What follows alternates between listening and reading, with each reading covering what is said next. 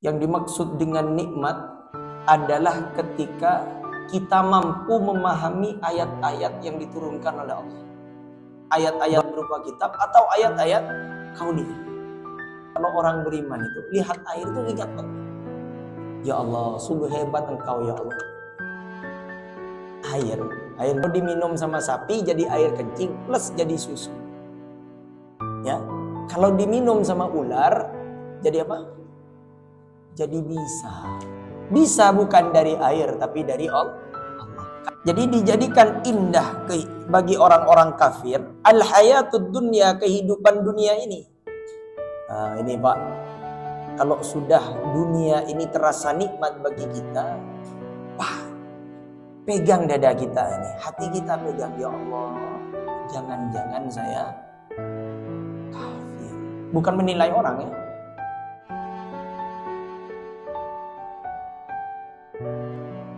Bismillahirrahmanirrahim. Sal Bani Israil. Tanyakanlah hai Muhammad. Sal, tanyakanlah hai Muhammad.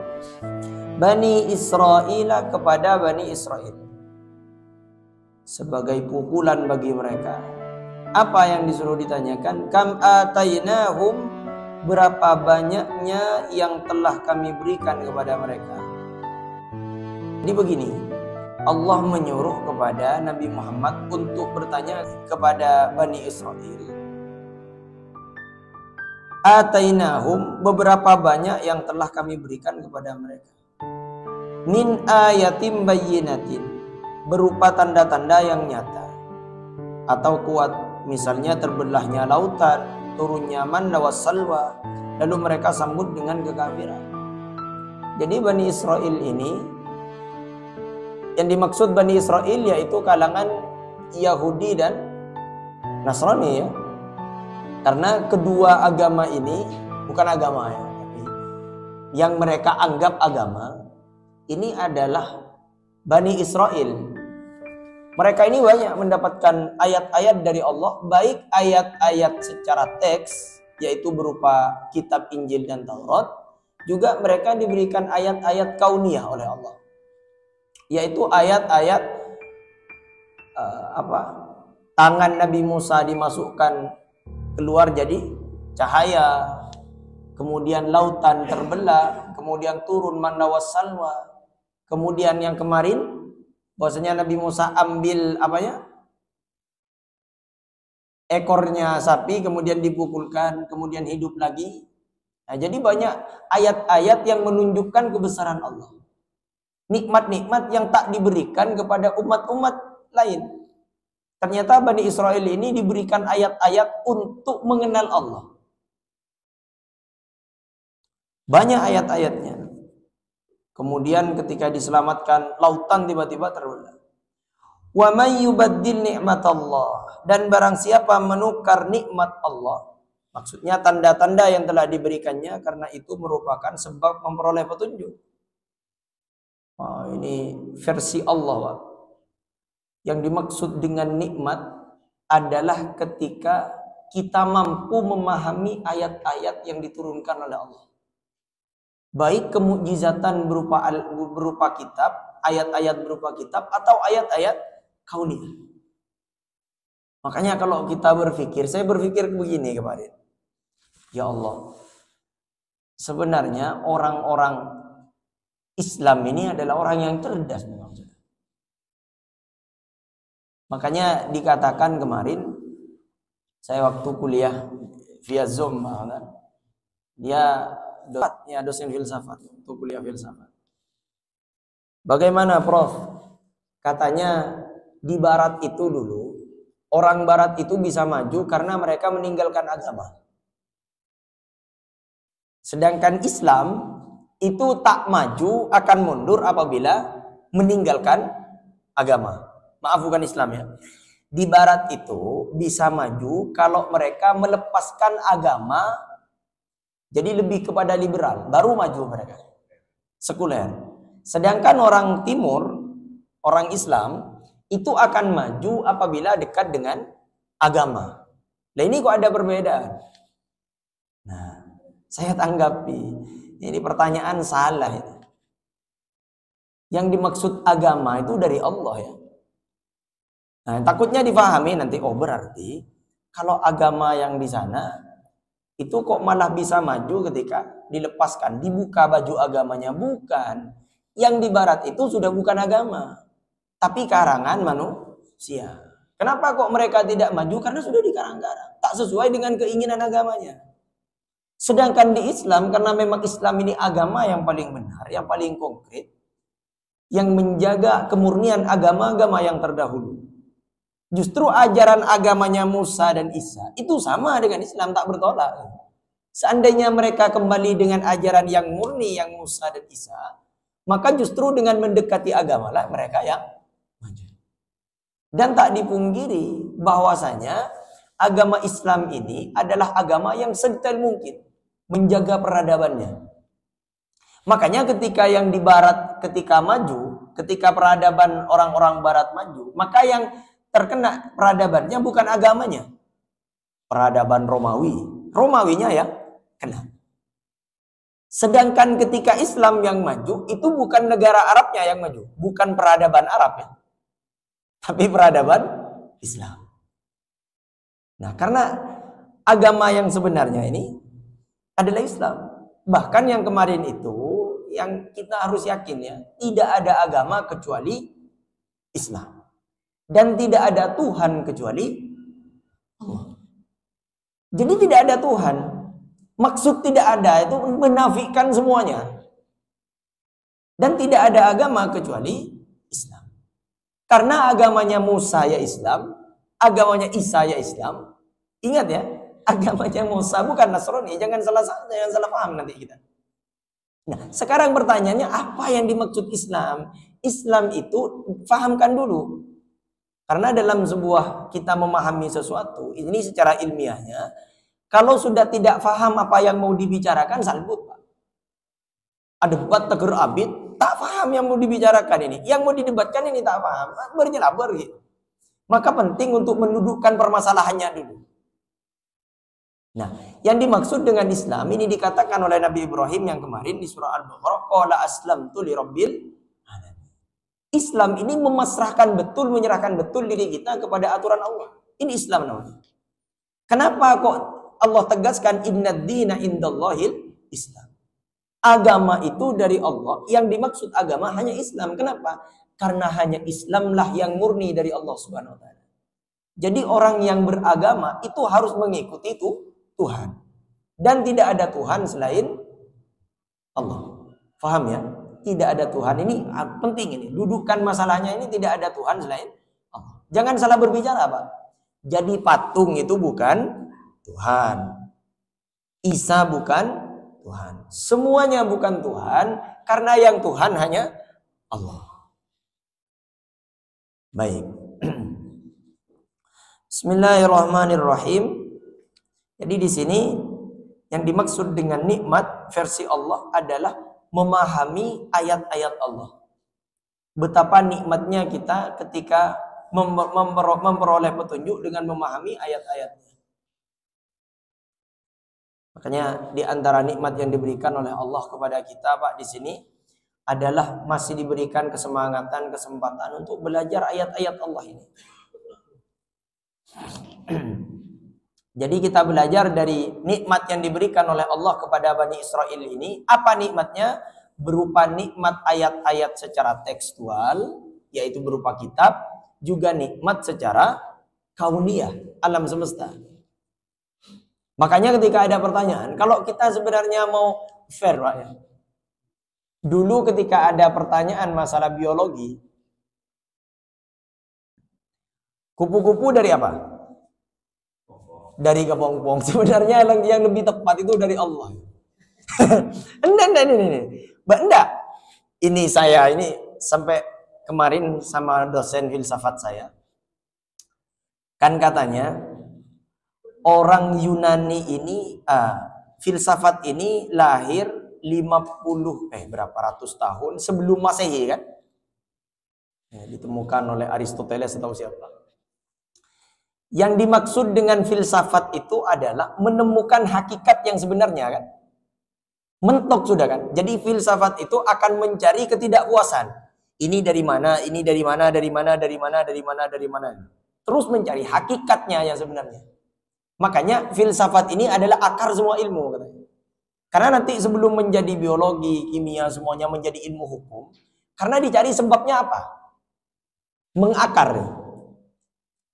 Nah, sekarang kata saya bilang, subhanallah. Kalaulah hidayah itu diberikan oleh Allah lewat kecerdasan seseorang, tentunya filsuf-filsuf Yunani itu masuk Islam semua. Karena mereka akan mencari Pak hakikatnya. Dicari. Tak pernah puas Pak. Ini kenapa kok seperti ini dan dari mana dan harus kenapa. Ternyata hidayah ini diberikan oleh Allah.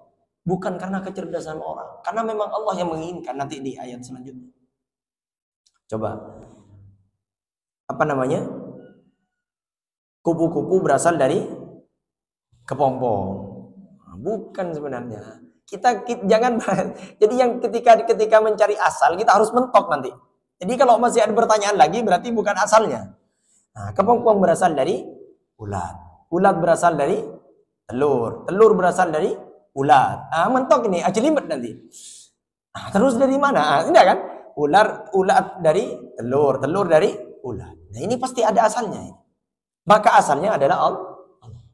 Baik, pindah kepada buah. Buah. Coba Pak. Mangga, sekarang musim mangga. Mangga ini berasal dari dari Allah. Jangan langsung bentar sampean ini. Langsung. Enggak, misalnya kita mau cari dari segi biologi ya. Kita cari biologi. Sebenarnya yang paling konkretnya itu dari Allah. Maka nanti mau bertugas Pak dari Allah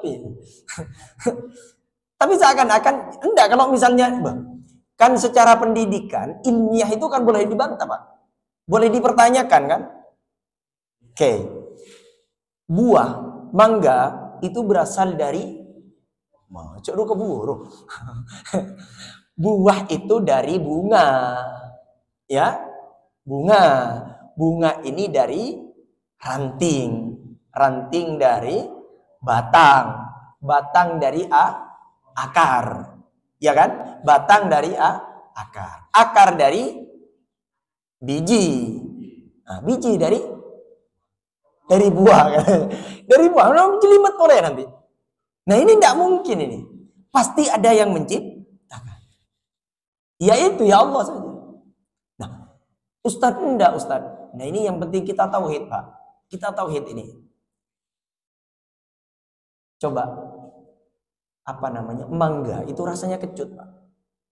Dari mana rasa kecut itu? Dari batang. Silahkan belah batangnya. Coba jilat. Tidak kecut Pak. Pahit. Dari mana rasa kecut itu? Dari Allah. Semuanya dari Allah nanti. Ada. Baik, kali ilmiah kan? Kemudian dicari ke bawah. Oh dari tanah Ustadz. Silahkan. Ambil tanah dijilat. Ada yang kecut? Inilah kekuasaan Allah Pak. Jadi sekarang mangga itu bukan datang dari biji tapi datang dari Allah. Cabe bukan datang dari biji tapi dari Allah. Buktinya dicari di dalam bumi rasa asin, rasa kecut tak ditemukan, dicari dalam bumi rasa pedas tak ditemukan. Sungguh hebatnya Allah. Satu biji mangga itu dipersiapkan ribuan calon buah dalam biji itu. Paham Pak ya? Mentoknya coba sendiri dicari secara sains saja. Secara biologi lah dicari. Nyeremi di mah itu. Buon ketika taman nanti. Kan tak ditemukan Pak. Nah itu makanya nanti mentok sudah dari Allah. Dan keyakinan orang beriman itu dari Allah semua.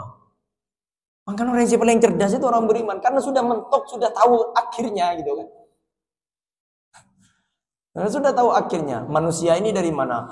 Dari sperma. Dari pertemuan sel telur. Dari Allah Pak. Karena banyak orang menikah, ada spermanya, ada sel telurnya, tapi tidak punya anak. Berarti bukan dari sel telur. Itu sebab saja. Yang benar dari Allah. Kok bisa Ustadz?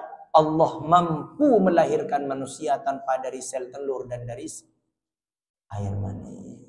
Bahkan Allah mampu. Ya karena kan harus bertemu Ustaz. Tak usah bertemu. Isa secara empirik katanya. Bahasa Anda ini. Secara ilmiah itu terbukti ya, bukan omong kosong ini. Dan ini diakui oleh semua agama. Isa itu lahir tanpa ayah. Jadi manusia ini bukan dari sperma. Karena Isa lahir tanpa dari sperma. Ilmiah kan? Kan tidak ada yang membantai ini. Ustaz coba cek benih dari Allah ke Ustaz. Dari sperma. Ya ini salah justru. Justru kaidah ini Islam ini sudah paling pintar, mentok sudah paham. Jadi Isa bukan dari sperma tapi dari Allah. Kemudian ada manusia yang tanpa dari Ustaz kan itu dari sel telur Ustaz, dari Siti Hawa. Nah, benih manusia Ustaz, kan aja makin kata siapa lagi guni pakan ini landi telur, ayam petelur itu. Nah, sekarang ada manusia yang tanpa sel telur dan bahkan dia tercipta dari laki-laki, siapa? Hawa. Ada yang tak punya bapak, tak punya anak, semuanya yaitu ada. Dan ini adalah semua agama ini. Nasrani dan Yahudi mengakui bahwasanya Adam itu tak lahir dari seorang bapak dan ibu. Jadi semuanya dari Allah. Maka mentoknya orang beriman ini nyaman, Pak, cara berpikirnya. Siapa Allah ini? Perhatikan ya. Allah ini adalah zat yang menciptakan alam semesta. Itulah Allah. Bismillahirrahmanirrahim. Jadi kalau kita memperoleh ketika melihat tanda-tanda kebesaran Allah, membaca ayat Al-Quran, kita semakin mengenal Allah. Kemudian baca ayat-ayat kauniyah yang ada di alam semesta. Juk kita ngabeskan pao nanti, ya Allah, keng hebat ongku Allah.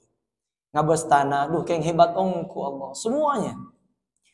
Tidak usah jauh-jauh Pak. Lihat air kita. Kalau orang beriman itu, lihat air itu lihat Allah. Ya Allah, sungguh hebat engkau ya Allah. Air nuri ini. Air nuri ini kalau diminum sama manusia jadi apa? Kalau diminum sama manusia keluar jadi apa? Air kencing. Kalau diminum sama sapi jadi air kencing plus jadi susu. Ya. Kalau diminum sama ular jadi apa? Jadi bisa. Bukan jadi bisa yang berbisa, tapi berbisa. Bisa bukan dari air tapi dari Allah. Karena air ini tidak ada racunnya. Ketika diminum sama lebah jadi madu. Nah, jadi nanti setiap memberi soal deh ya di sekolahnya biasanya biologi kan ada. Tulis semuanya dari Allah. Kalau didebat sama gurunya ini dikatanya ustaz. Nanti bingung juga, bener kok. Mimba dimaja'athu, setelah nikmat itu datang kepadanya menjadi kekafiran. Jadi setelah ayat-ayat itu datang kepada mereka, malah mereka kafir kepada Allah. Fa innallaha syadidul iqab, maka sesungguhnya Allah amat berat siksaannya terhadapnya. Zuyyina lilladzina kafarul hayatud dunya, dijadikan indah bagi orang-orang kafir al-hayatud dunya, kehidupan dunia ini. Nanti kalau sudah suruk mohon diinfokan ya. Sudah suruk belum? Masih lama? Nah, kalau sudah suruk nanti diinfokan. Jadi dijadikan indah bagi orang-orang kafir al-hayatud dunya, kehidupan dunia ini. Nah, ini Pak. Kalau sudah dunia ini terasa nikmat bagi kita, wah, pegang dada kita ini, hati kita pegang, ya Allah, jangan-jangan saya kafir. Bukan menilai orang ya. Ya Allah, jangan-jangan saya kafir. Kenapa? Karena nanti orang beriman disebutkan oleh Allah. Nah ini, zuyyina lilladzina kafaru, dijadikan indah dunia ini, dijadikan indah bagi orang-orang kafir. Apa yang dijadikan indah? Al-hayatud dunya, kehidupan dunia ini. Dengan apa? Dengan jalan menghiasinya hingga mereka menyukainya. Wa yasharuna minal ladzina amanu, dan mereka memandang hina orang-orang yang beriman. Ini Pak. Orang yang tidak akan cinta kepada dunia adalah orang yang mengenal dunia. Semakin sampean kenal dengan dunia, semakin sampean tidak akan butuh dengan dunia. Tapi semakin kenal dengan Allah, maka kita akan semakin butuh kepada. Semakin kenal dengan Allah, itu kita akan semakin cinta. Makanya kalau kita semakin mencintai dunia, berarti kita ini hampir kepada kekafiran. Tapi bukan masalah kafir keluar dari Islam ya. Tapi sifat-sifat kita ini sama dengan orang kafir. Jadi bahagianya orang kafir ini, indahnya kehidupan indah orang kafir ini apabila semakin mendapatkan dunia. Nah, kenapa kok para sahabat-sahabat dulu kok banyak yang miskin? Meskipun sebenarnya dia kaya ya. Mereka itu kaya. Kenapa kok banyak yang miskin? Karena bagi mereka dunia itu hanya permainan saja. Mereka paham akan permainan. Ya dibiarkan saja. Main-main saja. Tak terlalu serius gitu. Makanya kenapa kok dalam Islam ketika ada orang yang menghutang itu tidak bayar, dalam Islam itu orang yang ngasih hutang itu apabila sudah minta tak mau bayar itu apa dari Islam dianjurkan apa? Ridhokan. Nah, kenapa kok ada perintah seperti itu? Supaya orang Islam ini yakin betul bahwasanya itu hanya permainan, ya sudah main-main saja. Sama berat aja orang. Yang aftar ini ya tangi katanya.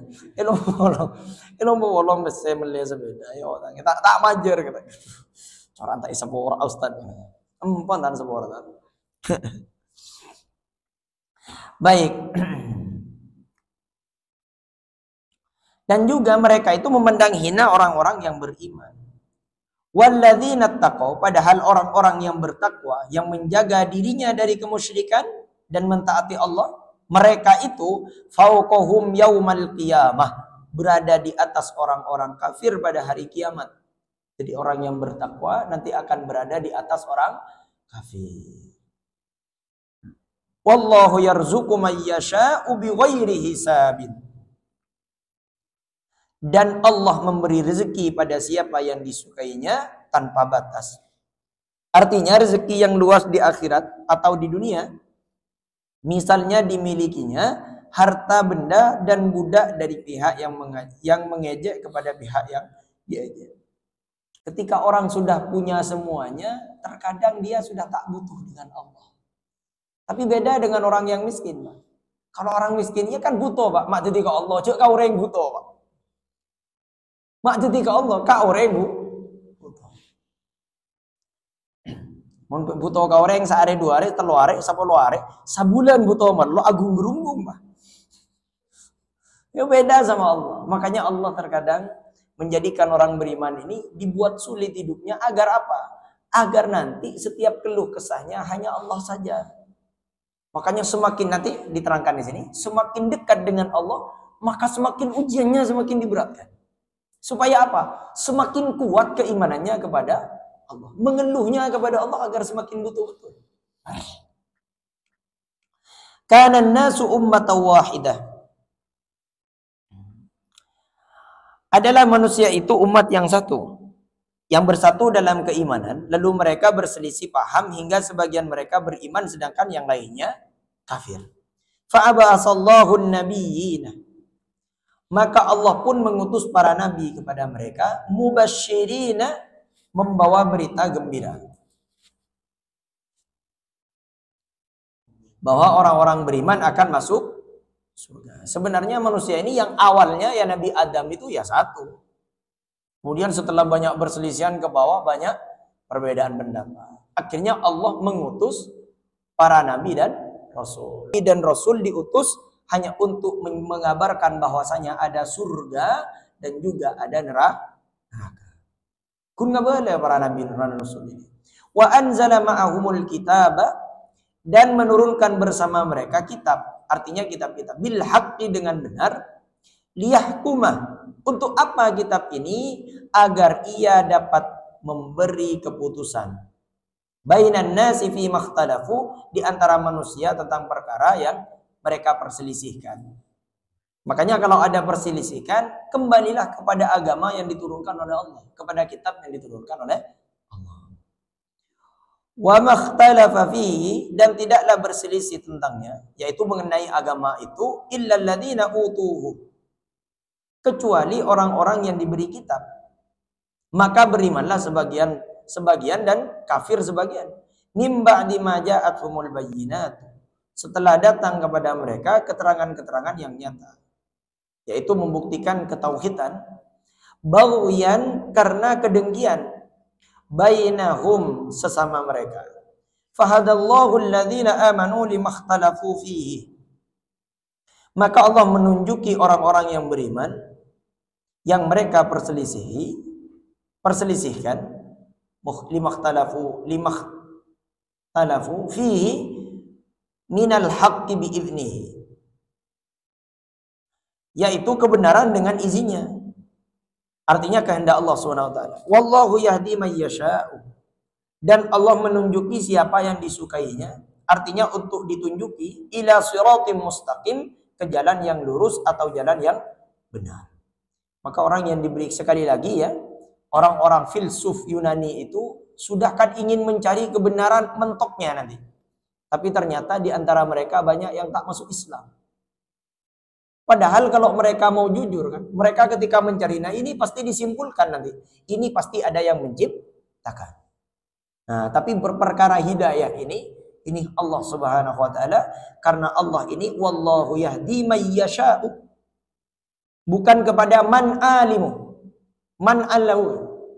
Tapi Allah memberikan hidayah kepada may yasha'u, kepada orang yang dikehendaki oleh Allah. Am hasibatum an tadkhulul jannah. Nah, ini Pak. Kan ketika hidup di dunia diberikan susah payah oleh Allah. Tidak ada orang-orang yang beriman selama hidup di dunia hidupnya enak-enak saja, Pak. Tidak ada, satu pun tidak ada. Nabi Muhammad ini paling baiknya manusia. Musibahnya lebih berat daripada kita. Nabi Nuh alaihissalam, Nabi Musa, Isa, Yusuf, semuanya. Ulama-ulama kita. Imam Syafi'i dirantai, Pak. Semuanya diberikan musibah oleh Allah. Nah ini, am hasibatum an tadkhulul jannah. Atau maksudnya apakah kamu mengira bahwa kamu akan masuk surga padahal kamu ya'tikum masalul ladzina khalau min qablikum. Maksudnya belum datang kepada kamu seperti yang datang kepada orang-orang yang terdahulu sebelum kamu. Di antara orang-orang yang beriman berupa bermacam-macam cobaan. Lalu kamu bersabar sebagaimana mereka bersabar.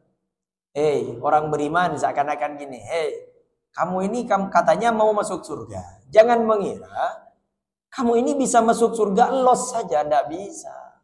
Sebelum kamu merasakan ujian-ujian seperti umat-umat terdahulu diberikan ujian. Makanya tanda kita beriman, Pak. Kalau kita sudah mendapatkan ujian, berarti iman. Ada seorang sahabiah dulu, ini sudah mungkin saya kisahkannya. Ada seorang sahabiah punya suami. Suaminya ini tidak pernah sakit, tidak pernah kena musibah sama sekali. Waktu setelah menikah dengan wanita ini. Wanita ini bilang, sahabiah ini bilang, ya suamiku, kita kayaknya harus datang kepada Rasulullah. Kenapa? Saya ragu ini, apakah kamu ini orang beriman atau orang tidak beriman? Kenapa? Karena selama saya bersama dengan kamu, saya tidak melihat kamu punya musibah. Tidak pernah sakit. Tidak pernah punya musibah, kerotan tidak ada. Enak terus. Ternyata akhirnya, ya sudah ayo. Mau tanya kepada Rasulullah, ini orang beriman atau tidak? Suaminya. Sholat Pak, tetap sholat. Takut yang istrinya ini, takutnya ini sholatnya sholat munafik, malas sholat. Akhirnya berangkat. Nyampe di perjalanan keselio, suaminya. Hampir nyampe ke rumah Rasulullah keselio. Kata sahabiah ini, kata istrinya, sudah pulang. Ayo pulang, gagal gitu. Kenapa? Alhamdulillah, ternyata kamu orang beriman. Nah, tapi kalau insya Allah di antara kita di musibah kepi kan. Napa boleh aftar ini selalu mapulong bese Malaysia beda. Iyo tangi orang bah kita amajar, Pak. Nah, berarti tajam yang orang beriman.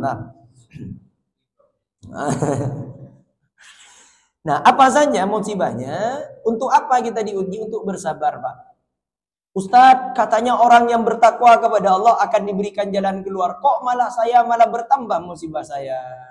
Apakah Allah tidak sayang kepada saya? Tidak, Pak.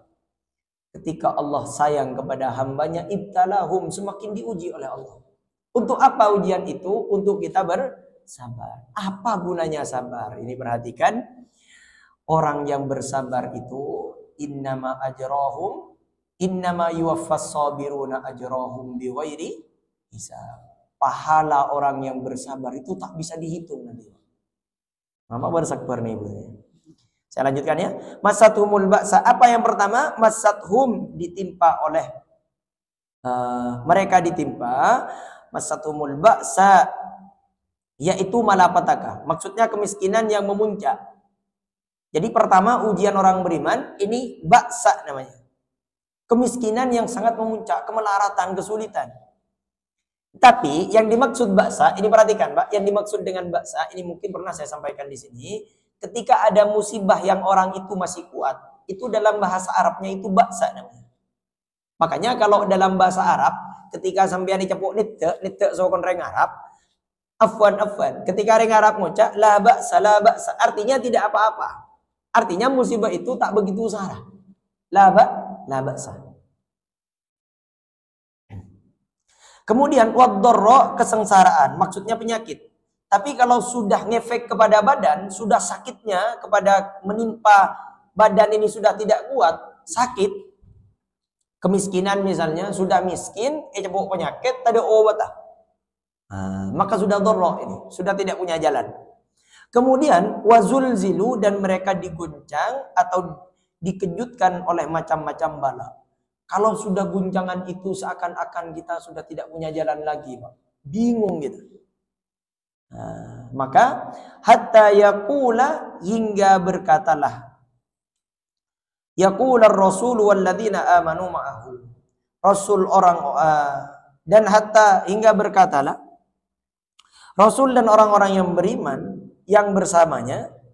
Dulu ini menceritakan, jadi ketika orang-orang beriman dulu diberikan ujian oleh Allah berupa masathumul ba'sa wad-dharra, dan para rasul dan para orang-orang yang beriman bersamanya yang menganggap terlambatnya datang bantuan disebabkan memuncaknya kesengsaraan yang menimpa mereka. Mata nasrullah, bilakah datangnya pertolongan Allah yang telah dijanjikan kepada kami? Lalu mereka mendapat jawaban dari Allah Subhanahu wa taala, ala inna nasrallahi qarib. Ingatlah, sesungguhnya pertolongan Allah itu amat dekat kedatangannya. Cuman ternyata kita yang terlalu sulit, Pak. Nikmat Allah selama 1 tahun, diberikan sakit 3 hari, justru yang hilang 1 tahun ini. Paham ya?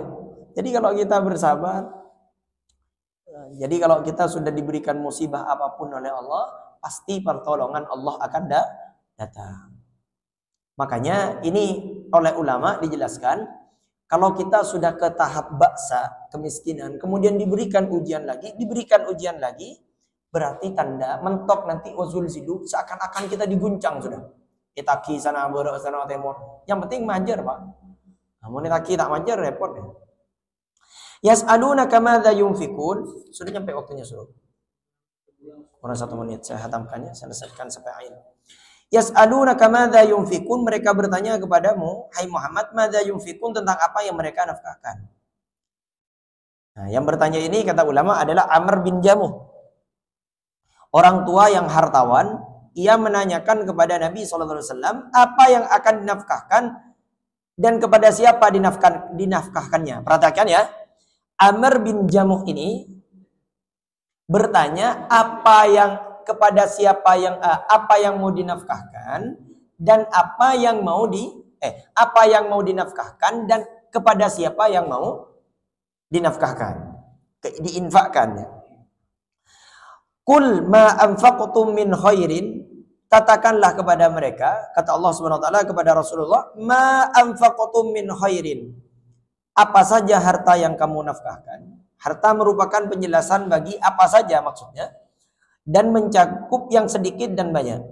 Di sana terdapat penjelasan terhadap apa yang dinafkahkan, yang merupakan salah satu dari 2 sisi pertanyaan. Tetapi juga jawaban terhadap siapa yang akan menerima nafkah itu, yang merupakan sisi lain dari pertanyaan dengan firman-Nya. Falil walidaini wal aqrabin. Jadi pertama, kalau mau infak apa saja, harta apa saja yang mau diinfakkan? Umum, Pak ya. Umum. Baik yang sedikit ataupun yang banyak. Jadi boleh berinfak yang sedikit ataupun yang banyak. Kemudian falil walidaini wal aqrabin. Sekarang kepada siapa urutannya? Falil walidaini, maka bagi bapak ibu. Perhatikan, ini falil walidaini, bukan hanya kepada ibu. Kepada bukan hanya fa ummi, bukan. Tapi falil walidaini, kepada bapak ibunya. Kemudian wal aqrabin, kaum kerabat, wal yatama, anak yatim, wabnis sabil, dan orang-orang yang sedang dalam perjalanan. Artinya, oh ya, wal masakin, lupa, tidak kebaca tadi.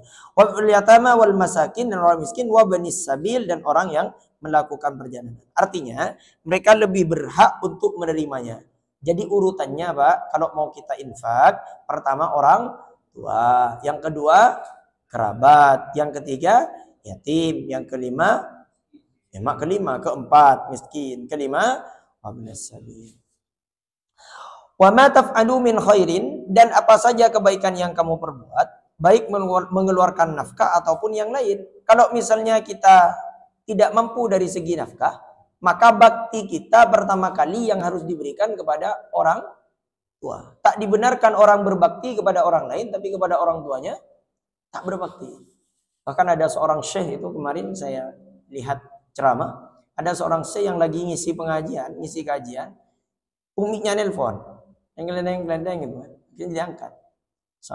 Bilang kepada jamaahnya sebelum mengangkat, mohon izin Pak, saya angkat dulu ya. Ini umi saya nelpon, diangkat.